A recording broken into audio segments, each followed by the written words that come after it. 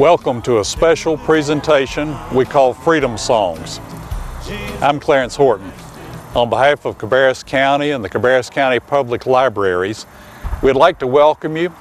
During the troubled years which preceded the divisive war of the 1860s, the enslaved people of the South were forbidden to read or write, to dance the traditional dances of their African heritage, to worship in their traditional faiths, or to play the drums and other musical instruments.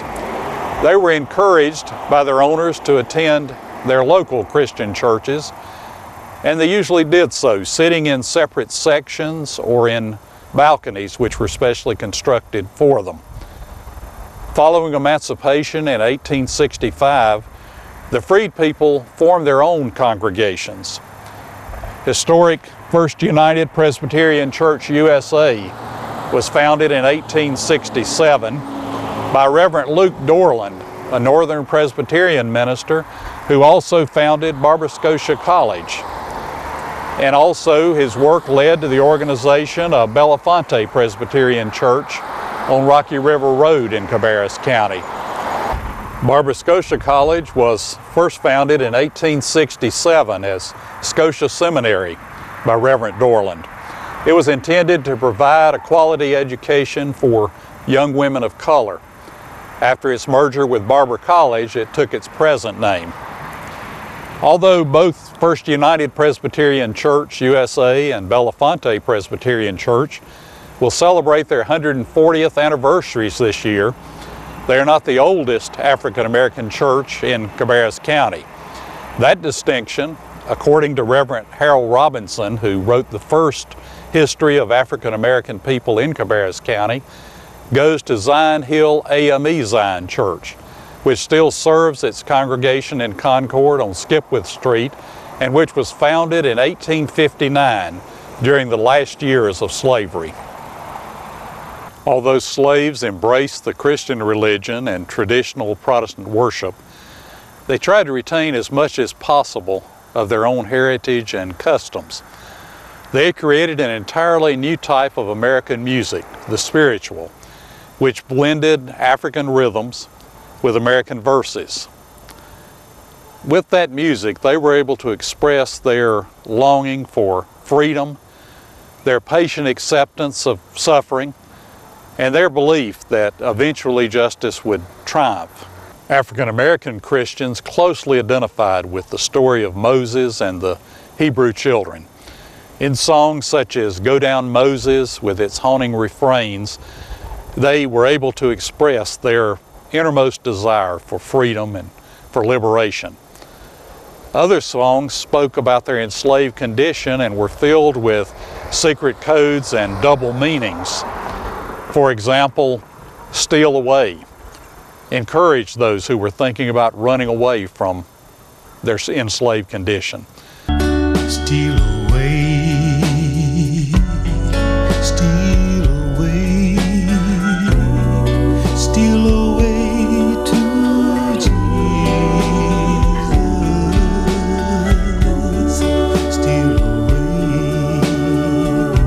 Steal away home. I ain't got long.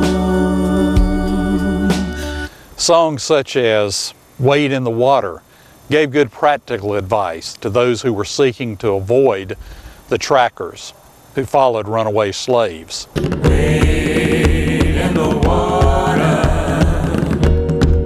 wade in the water, children, wade out in the water, God's gonna trouble the water. See? They sang longingly of crossing the Jordan River, another name for the Ohio River, because on the northern side of that river lay the free country and the land of Canaan, the sweet land of Canaan that they were seeking at that time.